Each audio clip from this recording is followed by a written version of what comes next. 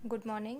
Last video में हम लोगों ने प्लांट किंगडम स्टार्ट कर दिया था और उसे फिनिश भी कर दिया था। तो एक बार प्लांट किंगडम को दोबारा से थोड़ा सा रिवाइज करवा रही हूँ।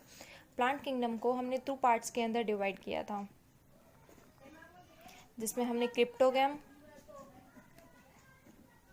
क्रिप्टोगैमी एंड फेनेरोगैमी 2 सब क्लासेस बनाई थी। ठीक है, और क्रिप्टोगैमी को हमने फिर 3 डिविजन्स के अंदर डिवाइड किया था। कौन कौन से डिवीजन थे? Thallophyta, bryophyta and pteridophyta. Pteridophyta के अंदर जो पी वर्ड है वो साइलेंट है। ठीक है, पी लेटर साइलेंट है। फेनरोगैम्स के अंदर कौन कौन से थे? Gymnosperms and angiosperms. देखो, क्रिप्टोगैमी का मतलब बताया था मैंने, क्रिप्ट का मतलब बताया था गुफा, केव्स को हम बोलते हैं क्रिप्ट, और गैमे का मतलब होता है सेक्स ऑर्गन्स। जब किसी प्लांट के अंदर जो सेक्स ऑर्गन्स है वो छुपे हुए हैं, एक्सपोज्ड नहीं है, ठीक है, तो उस टाइप के जो प्लांट होते हैं उनको हम बोलते हैं क्रिप्टोगैमी। इसमें कौन कौन सा आते हैं हमारे पास? थैलोफाइटा, ब्रायोफाइटा एंड टेरिडोफाइटा, ये 3 आते हैं। एक चीज पॉइंट उस लास्ट वीडियो में रह गया था। देखो, जो प्लांट बॉडी होती है ना, उसकी 2 स्टेजेस होती हैं, एक होती है स्पोरोफाइट और एक होती है गैमेटोफाइट।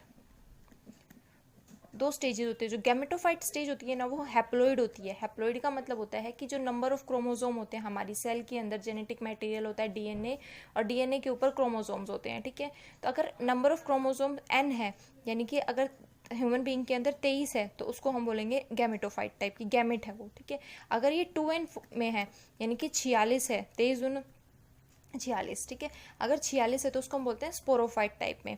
अब देखो, जो ब्रायोफाइटा और टेरिडोफाइट होता है ना, इनमें एक डोमिनेंट फेज होती है, यानी कि जो लाइफ होती है उसके सबसे ज़्यादा टाइम के ऊपर कौन सी स्टेज रहती है? तो ब्रायोफाइट के अंदर, आप बायोलॉजी से याद करना इसे।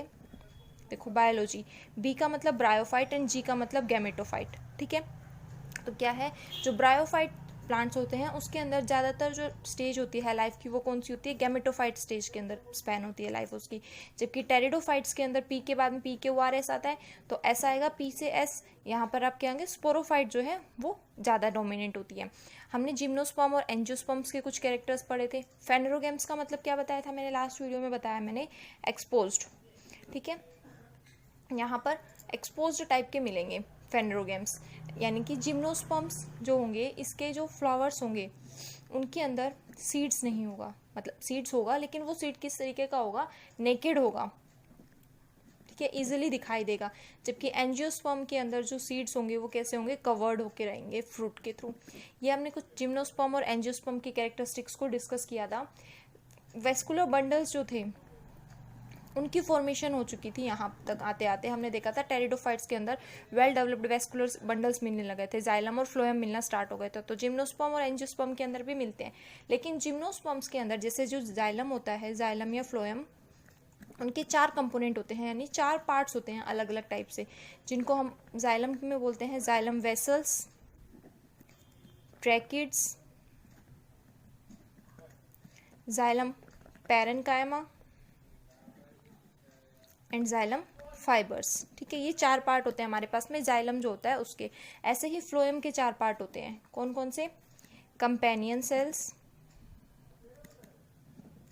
Sieve tube cells, phloem parenchyma and phloem fibres. ठीक है, ये 4 पार्ट्स होते हैं हमारे पास जाइलम और फ्लोएम के। तो जो जिम्नोस्पर्म्स होता है उसके जाइलम के पास में जाइलम वेसल नहीं होती है, और फ्लोएम के पास में कंपेनियन सेल्स एब्सेंट होती है। ठीक है, जबकि एंजियोस्पर्म की बात करेंगे तो हमारे पास में चारों जो है पार्ट्स प्रेजेंट होते हैं। ठीक है, नेक्स्ट क्या होता है? जो एंजियोस्पर्म्स में हमने लास्ट वीडियो में पढ़ा था, एम्ब्रियो के अंदर कोटिलिडन्स मिलते हैं। अगर सिंगल कोटिलिडन मिलता है तो उसको हम बोलते हैं मोनोकोटिलिडन, और अगर डाइकोटिलिडन मिलते हैं, 2 कोटिलिडन मिलेंगे तो हम बोलेंगे डाइकोटिलिडन। जैसे कि जो ग्राम होता है, मटर होता है, चना होते हैं, इनमें क्या 2 कोटिलिडन हमें देखने को मिलते हैं, तो उसको हम बोलते हैं डाइकोटिलिडन। वीट हो गया या फिर मेज हो गया, इसके अंदर से सिंगल कोटिलिडन होता है तो उसको हम बोलते हैं मोनोकोटिलिडन टाइप के। ये हमारे पास में प्लांट किंगडम फिनिश हो गया। नेक्स्ट है हमारे पास में एनिमल किंगडम। देखो, एनिमल किंगडम के लिए आपको सारी कैरेक्टरिस्टिक्स एनिमल्स की याद करनी होंगी। ठीक है, एनिमल की कैरेक्टरिस्टिक लोकोमोशन को शो करते हैं। ठीक है, यानी कि एक जगह से दूसरी जगह पर जा सकते हैं। ठीक, और क्या? हेट्रोट्रोपिक टाइप का इनका मोड ऑफ न्यूट्रिशन होता है। रिप्रोडक्शन को शो करते हैं, सेंसिटिव होते हैं, ये सेंस ऑर्गन्स होते हैं इनके पास में। जो लोअर एनिमल्स होते हैं उनके पास में सेंस ऑर्गन्स एब्सेंट होते हैं, ठीक है। बाद में जब सिंपल से कॉम्प्लेक्स ऑर्गेनिज्म बनता चला जाता है उस टाइम पर सेंस ऑर्गन्स अच्छे से वेल डेवलप्ड हो जाते हैं। एनिमल किंगडम को दो सब डिविजन्स, सब किंगडम्स के अंदर डिवाइड किया गया है। वो किंगडम कौन कौन से सब किंगडम? Protozoa and Metazoa.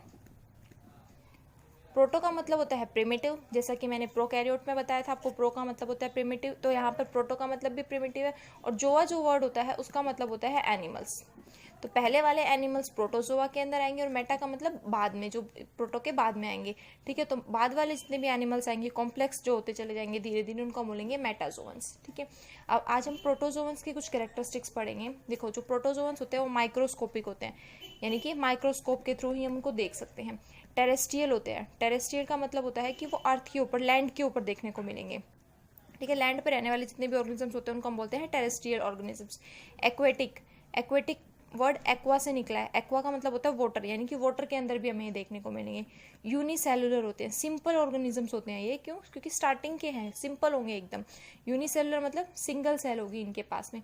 इनका मोड ऑफ न्यूट्रिशन कैसा होगा? हेट्रोट्रोपिक टाइप का मोड ऑफ न्यूट्रिशन होगा। इसमें भी कौन सा मेन? पैरासिटिक। पैरासिटिक का मतलब होता है दूसरे बॉडी के ऊपर रहना और वहीं से न्यूट्रिशन लेना। जैसे कि अगर ह्यूमंस की बात करें तो ह्यूमंस के हेयर में कभी कभी जो जू पड़ जाती हैं वो क्या है? उनको बोलते हैं पैरासाइट्स बोलते हैं। टिक्स जो होती है वो पैरासाइट होती हैं, ठीक है। अब बात करें कि यहाँ पर सेल्स ही होती हैं या फिर टिश्यू बन चुके होते हैं, तो यहाँ सिर्फ सेलुलर लेवल ऑफ ऑर्गेनाइजेशन होता है। कभी कभी होता है कि सेल्स ने मिलकर टिश्यू बना लिया है, ठीक है। मेनली कैसा होगा? सेलुलर टाइप का, बहुत सारी सेल्स प्रेजेंट होंगी। अब वो सेल जो है वही सेल सारे फंक्शंस को परफॉर्म करेगी, तो हम बोलेंगे इंट्रा सेलुलर डिवीजन है लेबर का, मजदूरी का इंट्रासेलुलर डिवीजन है, यानी कि एक ही सेल के अलग अलग पोर्शन को अलग अलग काम दे दिया गया है within the cell. Intra का मतलब होता है विद इन और सेलुलर मतलब cell. Within the cell जो है फंक्शंस को डिवाइड कर दिया गया है, ठीक है। यहाँ लोकोमोशन होगा, तो लोकोमोशन के लिए यहाँ पर फ्लैजिला प्रेजेंट होता है। कल आपको लास्ट वीडियो में आई थिंक आपको फ्लैजिला बताया गया है। फ्लैजिला क्या होता है? जो सिंगल होता है उसको हम फ्लैजिला बोलते हैं, इसको मूवमेंट में हेल्प करेगा, सिंगल प्रेजेंट होता है, ठीक है। सूडोपोडियाज होते हैं। सूडोपोडियाज क्या होता है? पी फिर से साइलेंट है यहाँ पर। सूडो का मतलब होता है फॉल्स एंड पोडियाज का मतलब होता है फिट, यानी कि फॉल्स फिट। अमीबा के अंदर जो सूडोपोडियाज होते हैं, इस तरीके से अमीबा की कोई भी स्ट्रक्चर हम बना सकते हैं। तब अगर यहाँ फूड आया है तो उसको ग्रैस्प करने के लिए, पकड़ने के लिए अपने जो सेल मेम्ब्रेन है उसी के मूवमेंट को शो करेगा, उसी को इस तरीके से मॉडिफाई करेगा कि वो यहाँ इसको ग्रैस्प कर ले, ठीक है। यानी कि अमीबा के पास में फॉल्स फिट प्रेजेंट होते हैं, ठीक है। साथ ही साथ एक्सक्रीशन होगा यहाँ पर, जो भी फूड मटेरियल खाएंगे उसमें जो वेस्ट मटेरियल होगा उसको रिलीज आउट करेंगे बॉडी से। तो एक्सक्रीशन के लिए यहाँ पर कॉन्ट्रेक्टाइल वैक्यूल प्रेजेंट होता है। कॉन्ट्रेक्टाइल वैक्यूल कैसा होता है? जैसे एक वैक्यूल का मतलब होता है खाली स्पेस, ठीक है, और कॉन्ट्रेक्टाइल का मतलब वो आपस में कॉन्ट्रैक्ट करेगा, सिकुड़ना, कॉन्ट्रैक्ट करना इस तरीके से, ठीक है। तो कॉन्ट्रेक्टाइल वैक्यूल क्या होते हैं? आयंस को रेगुलेट करते हैं। जो आयंस हमारी बॉडी के लिए, जो ऑर्गेनिज्म की बॉडी के लिए हार्मफुल हैं या फिर एक्सेस में है, उसको रिलीज आउट करवा देंगे, जबकि जिसकी कमी है उसको यहाँ से ले लेंगे वाटर से। तो हम बोलते हैं कॉन्ट्रेक्टाइल वैक्यूल जो है ऑस्मो रेगुलेशन में हेल्प करता है। ऑस्मोसिस में पढ़ते हैं ना, ऑस्मोसिस में आयंस को बैलेंस किया जाता है, तो इसी तरीके से ऑस्मो रेगुलेशन जो है ये आयंस की बैलेंसिंग के लिए यूज किया गया वर्ड है। और कौन करता है ऑस्मो रेगुलेशन को या फिर एक्सक्रीशन को? कॉन्ट्रेक्टाइल वैक्यूल करता है, ठीक है। रिप्रोडक्शन की बात करें तो यहाँ पर एसेक्सुअल रिप्रोडक्शन भी देखने को मिलेगा और सेक्सुअल रिप्रोडक्शन भी। एसेक्सुअल रिप्रोडक्शन अमीबा के अंदर कल बताया गया आपको, एक अमीबा 2 के अंदर टूट चुका है, ठीक है, 2 अमीबास के अंदर, बाइनरी फिजन जिसको हम बोलते हैं, ठीक है। अगर जो प्लाज्मोडियम होता है जिससे हमें मलेरिया होता है, प्लाज्मोडियम से क्या होता है? मलेरिया होता है। इसके अंदर मल्टीपल फिजन देखने को मिलता है, यानी कि इसी एक प्लाज्मोडियम के अंदर बहुत सारे प्लाज्मोडियम लार्वा जो होते हैं वो बन जाते हैं। जब बाहर की ये सेल मेम्ब्रेन टूटेगी तो सारे प्लाज्मोडियम एक साथ में बाहर आ जाते हैं, ठीक है। तो इसको हम क्या बोलते हैं? मल्टीपल फिजन बोलते हैं, ठीक। अगर सेक्सुअल रिप्रोडक्शन की बात करें यहाँ पर तो वो पिलाई की हेल्प से होती है। पिलाई एक वर्ड है, ठीक है। ये जिस तरीके से फ्लैजिला होते हैं इसी तरीके से फिंगर लाइक प्रोजेक्शन होती है। जब कोई भी 2 ऑर्गेनिजम्स इस तरीके से आपस में आते हैं तो यहाँ पर ये पिलाई फॉर्मेशन हो जाती है, इनके बीच में एक ट्यूब बन जाती है। इस ट्यूब के थ्रू जो मेल पार्ट होगा वो फीमेल के अंदर एंटर कर जाता है, ठीक है। इस प्रोसेस को हम बोलते हैं कंजुगेशन। कंजुगेट कर दिया। कंजुगेट मतलब दो को आपस में जुड़ जाना, जुड़ गए हैं दो, किसकी हेल्प से, एक ट्यूब की हेल्प से, और इस ट्यूब को हम क्या बोलते हैं, कंजुगेशन ट्यूब। ठीक है, एग्जाम्पल के लिए देखो प्रोटोजोआ में एग्जाम्पल कौन कौन से होंगे हमारे पास, अमीबा, ट्रिपेनोजोमा, लेशमानिया, पैरामीशियम, ये सब अलग अलग एग्जाम्पल हैं। ये एग्जाम्पल्स आपको लर्न करने पड़ेंगे। ठीक है, नेक्स्ट आता है हमारे पास में सब किंगडम मेटाजोआ। देखो मेटाजोआ के अंदर हमारे पास में बहुत सारे फाइलम्स है। आज हम सिर्फ एक ही फाइलम पढ़ेंगे जिसका नाम है पोरीफेरा। ठीक है, पोरीफेरा, पोरी मतलब पोर्स से निकला है, वर्ड कहाँ से निकला, पोर्स से, और पोर्स का मतलब होता है होल्स होना, यानी किसी ऑर्गेनिज्म की बॉडी के अंदर जब बहुत सारे होल्स होंगे तो इस ऑर्गेनिज्म को हम क्या बोलेंगे, पोरीफेरेंस बोलेंगे। ठीक है, ये हमें कहाँ देखने को मिलेगा, वाटर के अंदर देखने को मिलेगा, यानी कि एक्वेटिक टाइप का ऑर्गेनिज्म है। ज्यादातर ये हमें खारे पानी के अंदर देखने को मिलता है, तो जो खारे पानी के अंदर दिखता है उसको हम बोलते हैं मैराइन वाटर के अंदर देखने को मिला। लेकिन एक्सेप्शंस है, फ्रेश वाटर के अंदर भी हमें एक पोरीफेरा देखने को मिलता है जिसका नाम है स्पॉन्जिला। स्पॉन्जिला कहाँ देखने को मिलता है, हमें फ्रेश वाटर के अंदर देखने को मिलता है, वरना ज़्यादातर कहाँ मिलते हैं, मैराइन वाटर के अंदर मिलते हैं। ये सिंगल भी मिल सकते हैं और कॉलोनी बना के भी रह सकते हैं। अगर सिंगल मिलते हैं तो हम उसको बोलते हैं सोलिटरी टाइप का है ये, और अगर कॉलोनी बना के रह रहे हैं तो उसको हम बोलेंगे कॉलोनियल है। कॉलोनी बना के रह रहे हैं तो उसको हम क्या बोलेंगे, कॉलोनियल टाइप का ये ऑर्गेनिज्म है। अब सेल्स की बात करें, देखो सेल्स के लिए मैं आपको कल एक फ्लो चार्ट बनाऊंगी, इसको आपसे, इससे आपको 3-4 पॉइंट्स याद हो जाएंगे कि लेयर्स कितनी है वहाँ पर, सेल कैसे है। ठीक है, देखो यहाँ पर पोरीफेरा के अंदर सिर्फ सेल्स प्रेजेंट होती हैं, सेल्स ही, बहुत सारी सेल होंगी, मल्टी सेलर टाइप के ये ऑर्गेनिज्म होते हैं, और वो सेल अलग अलग फंक्शंस को परफॉर्म करेंगी। ठीक है, कभी कभी टिश्यू बना सकते हैं यहाँ पर। डिप्लोब्लास्टिक होते हैं ये, डिप्लोब्लास्टिक। डिप्लोब्लास्टिक का मतलब क्या, डाई का मतलब है दो, और यहाँ पर ब्लास्टिक का मतलब जो है, जब जायगोट बनता है और जायगोट से एम्ब्रियो और एम्ब्रियो से कंप्लीट बेबी बनता है ना, तो एम्ब्रियो के अंदर 3 लेयर्स बनती है। नॉर्मल ह्यूमन बींग्स के अंदर 3 लेयर बनती है। एक्टोडर्म जो स्किन बनाने में रोल प्ले करती है, मीजोडर्म एंड एंडोडर्म, 3 टाइप की यहाँ पर लेयर्स बनती हैं। ठीक है, जब किसी ऑर्गेनिज्म के अंदर 2 ही लेयर प्रेजेंट होती है तो उसको हम बोलते हैं डिप्लोब्लास्टिक। और वो 2 लेयर कौन कौन सी होती हैं, एक्टोडर्म और एंडोडर्म। मीजोडर्म बाद में बननी स्टार्ट होती है। ठीक है, तो जो पोरीफेरेंस होते हैं वो सारे के सारे कैसे होते हैं, डिप्लोब्लास्टिक होते हैं। जो पोर्स होते हैं, ये पोर्स क्या करेंगे, इनको वाटर की मूवमेंट में, वाटर अंदर जाए इनकी बॉडी में और उनकी बॉडी से बाहर जाए। वाटर क्या लेके जाएगा अपने साथ में, न्यूट्रिशन लेके जाएगा, न्यूट्रिएंट्स, फूड लेके जाएगा। तो अंदर के वाटर मूवमेंट के लिए जो पोर्स होते हैं उनको हम बोलते हैं ओस्टिया। और जब एक्सक्रीशन करवाना होता है तो वाटर को थ्रू ही, तो उसको हम, उस पोर को बोलते हैं ओस्कुलम। वाटर अंदर जाएगा तो ओस्टिया, और वाटर जब बाहर आ रहा है तो उस पोर को हम क्या बोलते हैं, ओस्कुलम बोलते हैं। यहाँ पर एक बॉडी कैविटी प्रेजेंट होती है, जैसे ये इसकी कोई बॉडी है स्पंज की, तो यहाँ कैविटी है। ठीक है, इस कैविटी को हम बोलते हैं स्पोंजोसील। स्पंज की कैविटी है तो उसको हम बोलते हैं स्पोंजोसील। सील वर्ड का मतलब जो है वो कैविटी से होता है। ठीक है, यहाँ पर सेल्स प्रेजेंट होती हैं कुछ, जिनको हम कोलर सेल्स बोलते हैं। कोलर सेल्स कैसी होती हैं, फ्लैजिलेट होती है, इनके पास में फ्लैजिला प्रेजेंट होता है इन सेल्स के पास में ही, जो जब वाटर इनकी बॉडी के अंदर एंटर करेगा इस कैविटी के अंदर तो उसको मूवमेंट करवाएंगे। ठीक है, इस तरीके से फ्लैजिला मूव करेंगे, आगे की तरफ में वाटर मूव करता चला जाएगा। फिर क्या है, जैसे हमारी बॉडी के अंदर स्केलेटन बोन्स का बना हुआ होता है, इनके पास में जो स्केलेटन होता है वो कुछ कांटे जैसी स्ट्रक्चर्स होती हैं जिनको हम स्पिक्यूल्स बोलते हैं। ठीक है, उनका बना हुआ होता है, वो कैल्शियम और सिलिका, कैल्शियम और सिलिका के ये स्पिक्यूल्स बने हुए होते हैं। और ये स्पिक्यूल्स की फॉर्मेशन जिन सेल्स से होती है उनको हम बोलते हैं स्क्लेरोसाइट सेल्स।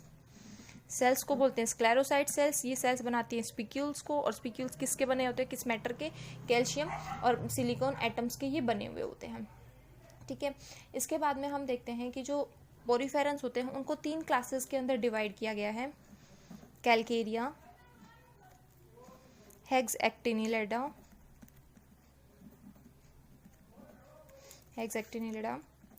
डेमोस्पंजिया। ये 3 क्लासेस हैं, ये आपको लर्न करनी पड़ेंगी। कैलकेरिया के अगर एग्जाम्पल की बात करें तो साइकोन, ल्यूकोसेलेनिया, ये सब एग्जाम्पल्स हैं, ये आपको लर्न करने पड़ेंगे। हेक्सएक्टिनिलिडा के अंदर कौन सा आता है, यूप्लेक्टेला। ठीक है, डेमोस्पंजिया के अंदर यूस्पंजिया या फिर स्पॉन्जिला। अगर इसके रिप्रोडक्शन की बात करें पोरिफेरेंस के अंदर कि एक ऑर्गेनिज्म से इसकी डॉटर सेल्स किस तरीके से बनती है, तो एसेक्सुअल और सेक्सुअल दोनों रिप्रोडक्शन को शो करता है। एसेक्सुअल रिप्रोडक्शन के लिए अभी जो बाइनरी फिजन, मल्टीपल फिजन बताए ना, यही सब होते हैं। और सेक्सुअल रिप्रोडक्शन के लिए कॉन्जुगेशन टाइप के ही कुछ और स्टेप्स होते हैं और प्रोसेस होती हैं जो सेक्सुअल रिप्रोडक्शन करवाती हैं। अब इसके कुछ एग्जाम्पल्स की बात करते हैं हम।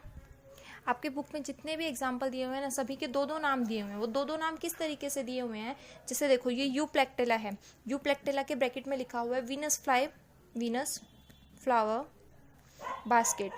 तो वीनस फ्लावर बास्केट क्यों बोलते हैं सबसे पहले तो इसको, कि बंगाल के अंदर है ना, ये बास्केट जैसा कुछ दिखता है, ठीक है, इस तरीके की इसकी स्ट्रक्चर होती है स्पंज की, और इसको शादियों के अंदर गिफ्ट किया जाता है। इसको हम बोलते हैं यूप्लेक्टेला। ये इसका साइंटिफिक नेम है और ये कॉमन नेम है। जैसे हम लोगों के भी स्कूल का नाम कुछ है, घर का नाम कुछ है, इसी तरीके से यहाँ पर साइंटिफिक नेम कुछ होता है, कॉमन नेम कुछ होता है, ठीक है। हाइलोनीमा जिसको हम ग्लास रोप स्पंज बोलते हैं, यू स्पंजिया जिसको हम बाथ स्पंज बोलते हैं, जो हम बाथरूम में यूज़ करते हैं उसको हम बाथ स्पंज बोलते हैं, ठीक है। ये कुछ स्पंजेस के एग्जाम्पल हैं, ये सब आपको अच्छे से लर्न करने पड़ेंगे। एग्जाम्पल लर्न करवाने के लिए कोई भी तरीका नहीं है, कोई ट्रिक नहीं है, ठीक है। ये पोरीफेरा के कुछ कैरेक्टर्स पढ़े, कल हम आगे और फाइलम्स के बारे में डिस्कस करेंगे। Thank you. कहीं पे भी कोई भी प्रॉब्लम हो ना तो पूछ लेना, ठीक है। Thank you.